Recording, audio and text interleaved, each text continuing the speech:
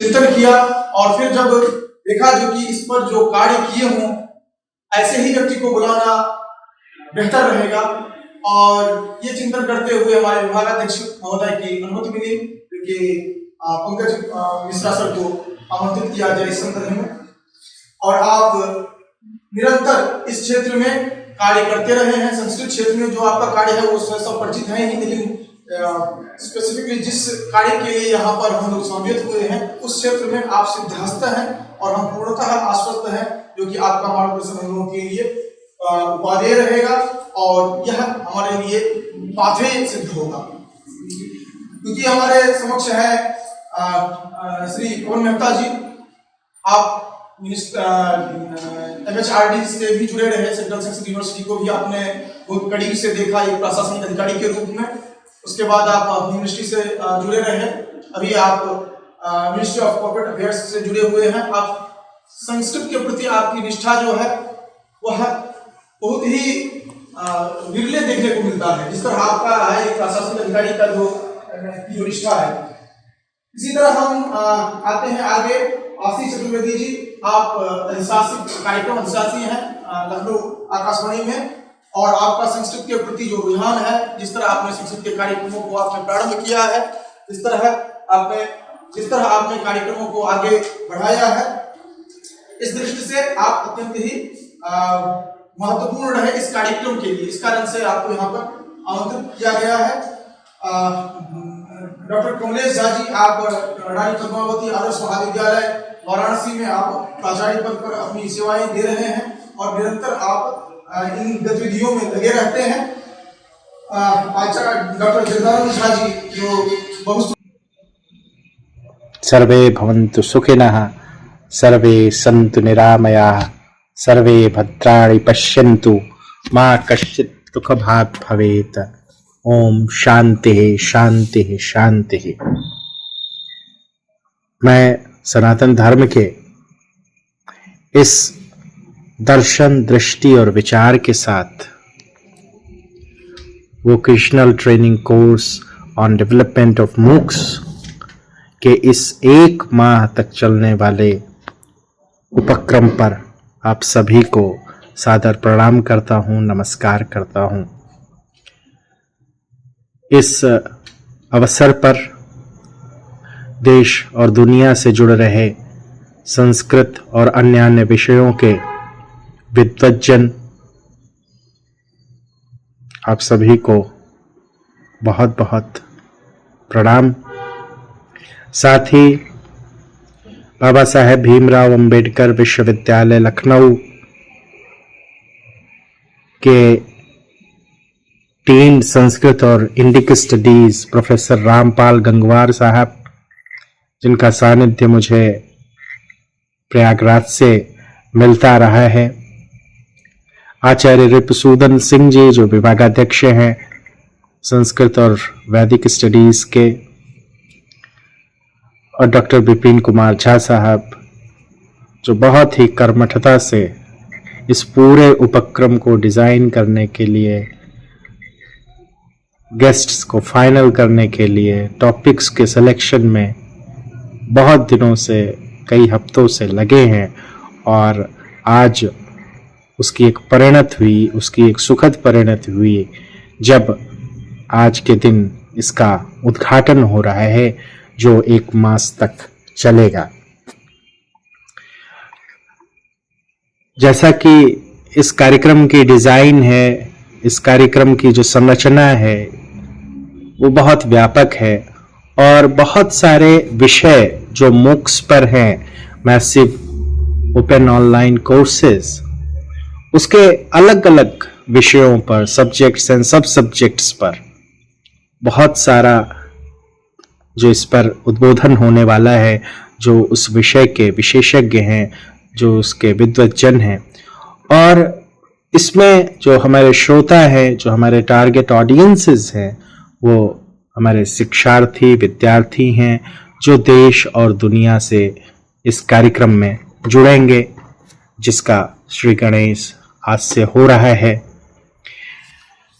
MOOCs की अगर हम बात करें तो 2008 से मूक्स की शुरुआत हुई जब जॉर्ज साइमंस और स्टीफन डाउन्स ने, जो कि यूनिवर्सिटी ऑफ मैनिटोबा कनाडा से संबंधित थे, उन्होंने एक कोर्स ऑफर किया, कनेक्टिविज्म एंड कनेक्टिव नॉलेज, तो जिसको लगभग दुनिया के 2000 स्टूडेंट्स ने एक्सेस किया, उसमें शामिल हुए और इसको मूक्स की के क्षेत्र में पहला एक कदम मान सकते हैं।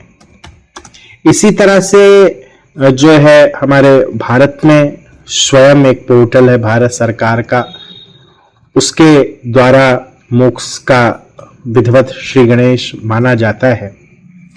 तो जिस तरह से टेक्नोलॉजी बदल रही है उस तरह से केवल विज्ञान के विषयों को या इंजीनियरिंग के विषयों को बदलने की ही जरूरत नहीं, ह्यूमैनिटीज के भी जो विषय हैं उसमें भी बदलाव करने की जरूरत है। और हम कहते हैं कि हमारे प्रधानमंत्री जी कहते हैं कि आपदा में अवसर हमें खोजना चाहिए। कोविड एक ऐसी महामारी आई, कोविड एक ऐसा उसने एक ट्रांसफॉर्मेशन भी किया पूरी दुनिया का, वो चाहे शिक्षा के क्षेत्र में हो, चाहे अर्थव्यवस्था के क्षेत्र में हो, चाहे रोजगार के क्षेत्र में हो और चाहे अध्ययन अध्यापन के क्षेत्र में हो। कोविड के बाद से पूरी दुनिया में ऑनलाइन एजुकेशन की जो एक बयार चली, जो उसकी एक दिशा और दशा तय हो गई, जो हाइब्रिड मोड में, कोरोना के काल में तो ऑनलाइन ही चीजें चलती थी, पर उसके बाद जब कोरोना खत्म हुआ, लॉकडाउन खत्म हुए, स्कूल कॉलेज यूनिवर्सिटीज खुल गई, तो एक उसको भी हमने एक मेन स्ट्रीम में शामिल किया कि पढ़ाई लिखाई का जो जरिया है वो केवल किताबों तक या क्लासरूम एजुकेशन तक ना होकर हम उसको अपने लैपटॉप से, अपने टैब से, अपने मोबाइल सेट से एक्सेस कर सकते हैं। और निश्चित तौर पर ये एजुकेशन के या ज्ञान के डेमोक्रेटाइजेशन में, ज्ञान के लोकतांत्रिकरण में एक बहुत बड़ी उपलब्धि थी जो हमें टेक्नोलॉजी ने दी। स्पेसएक्स के फेमस फाउंडर और एंटरप्रेन्योर एलन मस्क कहते हैं कि उन्होंने जब स्पेसएक्स कंपनी की स्थापना की उस समय उन्होंने रॉकेट यूट्यूब के माध्यम से, उसके वीडियोस के माध्यम से सीख लिया। तो अगर हम देखें तो हमारे पास इतना विशाल महासागर है कि हम कुछ भी सीख सकते हैं और कुछ भी हम अपने स्किल को पूरी दुनिया को दिखा सकते हैं और आप घर बैठे विश्व स्तरीय संस्थानों से शिक्षा ले सकते हैं, वहाँ के प्रोफेसर से बात कर सकते हैं, चैट रूम्स में जा सकते हैं, अपनी समस्याओं का निदान कर सकते हैं। तो संस्कृत विभाग, संस्कृत और वैदिक स्टडीज का जो ये विभाग है बाबा साहेब भीमराव अंबेडकर का और सेंट्रल संस्कृत यूनिवर्सिटी के तत्वावधान में जो ये मूक्स पर एक मास पर्यंत ये कार्यक्रम शुरू हो रहा है, इसके लिए सभी को बहुत बहुत मेरी शुभकामनाएं। और मैं लोक प्रसारक से जुड़ा हूँ। लोक प्रसारक का एक बहुत फंडामेंटल गोल होता है कि वो जन जन तक शिक्षा और मनोरंजन को पहुंचाए। जब ऑनलाइन रेवोल्यूशन नहीं हुआ था, आईटी रेवोल्यूशन इतना नहीं था, या आप कह सकते नहीं था, उस समय आकाशवाणी ने बहुत बड़ी भूमिका निभाई। पिछले लगभग 100 वर्षों से मासेस को एजुकेट करना, उनको एम्पावर करना, उनको इंटरटेन करना, ये एक बहुत बड़ा मैंडेट रहा है और एक बहुत बड़ा चैलेंज रहा है हम लोक प्रसारकों के सामने कि किस तरह हम उस मैंडेट को बहुत भली भांति पूरा करें।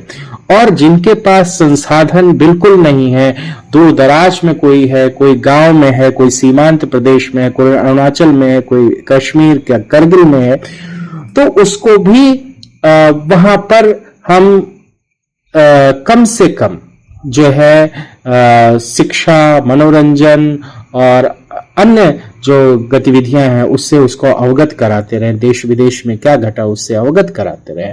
तो जब ये मूक्स नहीं था उसके पहले से हम लोग काम कर रहे हैं। उसके बाद टेलीविजन आया और टेलीविजन की शुरुआत भी एजुकेशनल प्रसारण से ही हुई थी, जिस पर मैं आगे बात करूंगा, क्योंकि अंबेडकर विश्वविद्यालय मुझे मौका दे रहा है कि मैं अपनी बात रखूं कि शिक्षा के प्रसारण में, शैक्षणिक प्रसारण में लोक प्रसारक की क्या भूमिका है। तो इस पर मैं विस्तार से जल्दी ही चर्चा करूंगा। तो माध्यम की अगर हम बात करें तो रेडियो एक बहुत बड़ा सशक्त माध्यम था और अब भी है। निश्चित तौर पर इसकी लिसनरशिप या इसको सुनने वाले लोग कम हुए हैं, पर आज भी गांवों में इसकी बहुत बड़ी संख्या में इसके श्रोता हैं। एक आंकड़ा है ट्राई का कि उत्तर प्रदेश में केवल 2 करोड़ ग्रामीणों के पास इंटरनेट कनेक्टिविटी है। 2020 का ये आंकड़ा है। निश्चित तौर पर हो सकता है कुछ बढ़ोतरी हुई हो, फिर भी अभी भी रेडियो बिल्कुल निशुल्क है और टेलीविजन भी इसी तरह, दूरदर्शन भी जो है वो भी आप निशुल्क रिसेप्शन आप है, उसका एक छतरी लगाइए और कहीं भी आप उसको देख सकते हैं।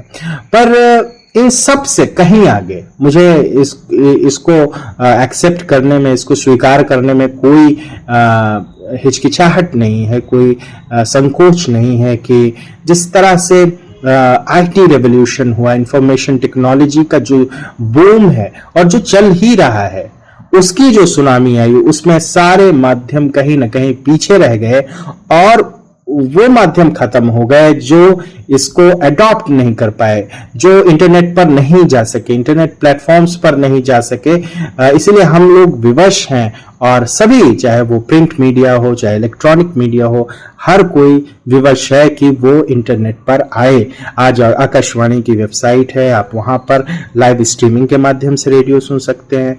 और आपको बताते हुए मुझे ये एक तथ्य है कि आकाशवाणी को लोग अब रेडियो से ज्यादा ऐप पर सुन रहे हैं और देश विदेश में इसकी एक पहुंच हो गई इसके द्वारा, जब से इसका इंटरनेट का साथ रेडियो को मिला। इसी तरह से वेब स्ट्रीमिंग की सुविधाएं हैं जो हमारे दूरदर्शन के जो विभिन्न चैनल हैं, मोर देन 24 चैनल्स हैं, 2 दर्जन से अधिक चैनल हैं, तो उनको भी आप लाइव स्ट्रीमिंग के माध्यम से देख और सुन सकते हैं और पीछे के भी एपिसोड्स या पीछे के कार्यक्रमों को सुन सकते हैं। इग्नू ने जो है आकाशवाणी और दूरदर्शन के साथ मिलकर एजुकेशनल ब्रॉडकास्ट की दिशा में एक बड़ा कदम उठाया था और आप सभी जानते होंगे कि ज्ञान दर्शन एक चैनल है जो अब भी आता है, आप उसको एक्सेस कर सकते हैं, निशुल्क है। इसी तरह ज्ञान वाणी का एक सेंटर हुआ करता था लखनऊ के आकाशवाणी के परिसर में ही हुआ करता था। जो लोग आए हैं आकाशवाणी लखनऊ वो जानते होंगे, जो लंबे समय से आ रहे हैं, कि आकाशवाणी के स्टूडियो के ठीक बगल में एक स्टूडियो हुआ करता था ज्ञानवाणी का। तो इस तरह से हमने सेवा की है कि हम अपने माध्यम से, जो उस समय के माध्यम थे उनके थ्रू भी इस विषय पर विचार हुआ है कि जो लोग क्लासरूम में छूट जाते हैं, जो लोग ज्ञान प्राप्त करना चाहते हैं, जो दूर दराज के हैं, जिनकी ओपन लर्निंग है, दूरस्थ शिक्षा है, तो उनके लिए भी प्रयास हुए हैं कि इस तरह से उनको ज्ञान के साधनों तक या ज्ञान की पहुंच हो, कोर्स मटेरियल्स की पहुंच हो। अब क्योंकि इंटरनेट का एरा है, इंटरनेट का एज है, तो इसमें जैसा कि ये जो कोर्स है वोकेशनल ट्रेनिंग कोर्स है और किस तरह से जो है मूक्स का डेवलपमेंट हो, इस विषय पर परिचर्चा होगी और निश्चित तौर पर ये बहुत ही सार्थक परिचर्चा होगी। और बाबा साहेब भीमराव अंबेडकर यूनिवर्सिटी और सेंट्रल संस्कृत यूनिवर्सिटी निश्चित तौर पर प्रशंसा के पात्र हैं और मूक्स के क्षेत्र में इस तरह का विचार विमर्श, विचार विनिमय लगातार होना चाहिए और ये हमारे स्टूडेंट्स के लिए, हमारे विद्यार्थियों के लिए बहुत सहायक होगा। ये लगभग 1 महीने तक चलेगा और आप रोज इसमें किसी न किसी विद्वान को मोक्ष के किसी न किसी क्षेत्र में बोलते हुए उसको आप व्याख्यान आप सुन सकते हैं और लाभान्वित हो सकते हैं। एक तरह से ये आपको एक स्पार्क देगा। नए नए डायमेंशंस हैं। विपिन जी ने बहुत ही बेहतरीन इसकी डिजाइनिंग की है इस पूरे कोर्स की। तो बस मेरा तो समय 10 मिनट का था, पर शायद कुछ लंबा हो गया हो, इसके लिए मैं क्षमा प्रार्थी हूँ। तो आप सभी को बहुत बहुत शुभकामनाएं। और इससे जो ये सागर मंथन है, इससे जो अमृत निकलेगा वो निश्चित तौर पर मोक्ष जैसे जो पाठ्यक्रम है उनकी डिजाइनिंग में और हमारे विद्यार्थियों की बेहतरी के लिए, उनको ज्ञान के अतुल जो राशि है उस तक पहुंच बनाने में सहायक होगा। और हम जो है, संस्कृत हमारी राष्ट्र की एक धरोहर है और हम कहें कि राष्ट्र ही नहीं, मानवता की धरोहर है। सबसे प्राचीन भाषा है। भारत की हर भाषा में संस्कृत आपको दिखेगी। मदर ऑफ ऑल लैंग्वेजेस है और मदर ऑफ आवर कल्चर है। तो संस्कृत और मूक्स और आगे चल के एआई भी मिल जाएगी जब, तो निश्चित तौर पर पूरे विश्व का बहुत कल्याण होगा और बहुत अच्छी अच्छी चीजें समाज को मिलेंगी, जो केवल आपको साक्षर नहीं बनाएंगी, केवल आपको शिक्षित नहीं बनाएंगी, आपको संस्कारवान बनाएंगी। और जब आप संस्कारवान होते हैं तब सोचते हैं कि किरणवंतो विश्वमार्यम, हम अपने विश्व को, हम अपने संसार को श्रेष्ठ बनाएं। Let us ennoble this world. और इसी भाव के साथ कि ये जो कोर्सेज हैं, ना केवल ये एक व्यावसायिक पाठ्यक्रम की तरह इसमें लोग प्रतिभाग करेंगे, इससे जो चीजें हैं एक नई दिशा में सोचने का एक मौका मिलेगा। आउट ऑफ बॉक्स थिंकिंग इससे संभव होगी। तो इसी विषय पर, इसी नोट के साथ मैं अपनी वाणी को विराम देना चाहता हूं। सभी विद्वज्जनों को एक बार बहुत बहुत फिर से प्रणाम और सभी साथियों को, विद्यार्थियों को जो इस कार्यक्रम में जुड़ रहे हैं उनको बहुत बहुत साधुवाद, बहुत बहुत उनको शुभकामनाएं। बहुत बहुत धन्यवाद।